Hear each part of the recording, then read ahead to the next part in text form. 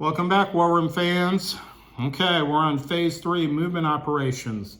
Now, unlike the first two phases that happen simultaneous, this is where the turn order comes in. So you start on the first person in turn order, they reveal their bids and resolve all their movements. Then the next nation in number 2, number 3, all the way down to number 7. So the first step in movement is called flip embattled hotspots. So remember in the previous video I talked about, well, this is an embattled territory. So we're gonna flip this. It's called a hotspot. That means there is combat here. There's gonna be a combat in the Ukraine. Now, once you flip all the embattled spots to remind everybody there's a battle here, then you resolve movement in turn order. So how that works is the opponents are reading off your orders and you start moving on. So let's just do, this is turn 2. Turn 1, what do you know? So this guy at Board Game Geek wrote 49 to B5. So 49 to B5, that's all down here in Africa. But let's do one up here, it's like 13 to A15. You know what? Let's scrap this. You wrote 33, you just move your guys in. You wrote 15 to R6, you move your guys over here. Now, when you fly air units, these are your air tokens. Red is for Axis, blue is for allies, and you're gonna put a token on them to remind everybody that they've flown, because they'll have to rebase. So if you fly in, let's say the 16th flies in here and all that kind of stuff. So when you're doing the orders, you can always cancel. So let's say you wrote the 16th to go into the Caucasus, but Russia, let's just say Russia came in on their movement and did that. You go, well, I want the 16th to stay there. You can always cancel your order. You never have to execute any order you wrote. You can always say, I cancel it, and your guy just stays put. Okay? So during this phase, every nation, starting with the 1st and going to the 7th, we're just gonna start revealing our orders and moving our units around the board. You can use your command stick of power if you so desire. If it makes you feel better, you can, move your guys around with this. Or use your grubby fingers, or however you want to do it. But I know this drives Bryce nuts, but it gives me great joy when I'm moving my command stacks. So the movement is actually very simple. We're just going to start executing all the movement orders. Just always remember, guys, I just described in the other phase with naval the whole pinning concept. Let's just go over it one more time, just in case anybody didn't watch the last video. So if I wrote the 61st to go to the Caucasus, the 57th has 5 units in it. I have to leave with Germany.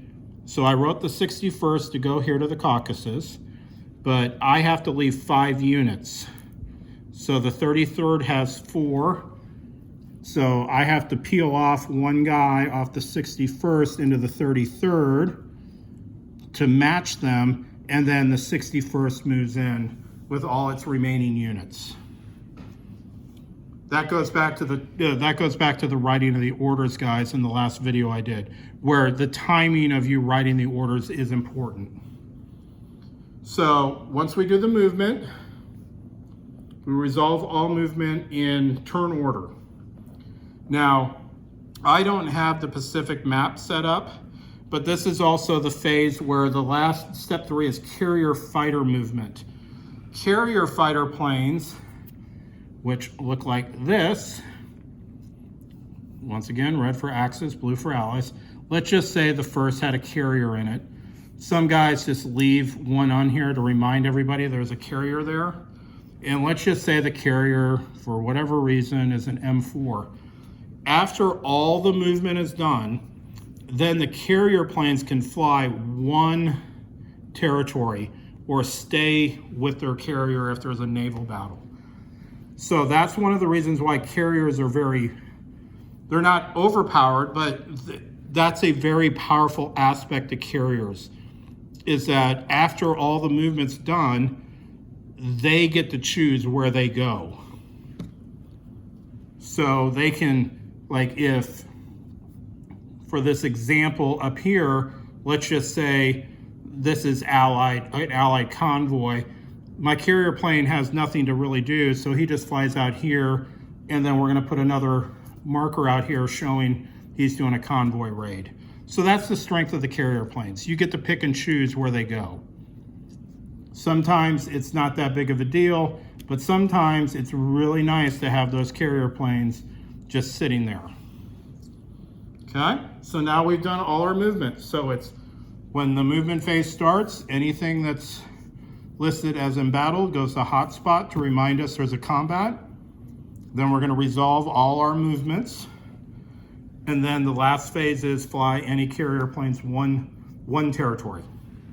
And that's it. So movement is another aspect of the game that's fun. You know, guys are all standing around. Everybody's very anxious on what's happening and, you know, what's going on. Once again, this is a phase, though, that you can't really necessarily put a time limit on because we're reading orders and everybody's moving. The only advice I can give you is just, you know, like as I said in the first video, kind of have a marshal the game going through the phase sequence. The marshal kind of needs to keep prodding everybody to keep moving, to keep doing our stuff. Because sometimes, you know, in the excitement of the game, something big happens and, you know, everybody's talking and the game stops for 5 minutes because we're all in awe and wonder of your awesome move. But you got to keep it going, okay? We can all do awe and wonder after the movement phase and we're getting ready for combat. So that's how movement operations work, guys. Once again, enjoy this phase because this is another aspect of the game that's really fun. So I'm not saying just speed it up to light speed and to blow through it, but once again, it can grind if the group starts slowing up. That really the moderator of the game or whoever is orchestrating everything, he really needs to keep it moving. Okay, so the next phase is combat.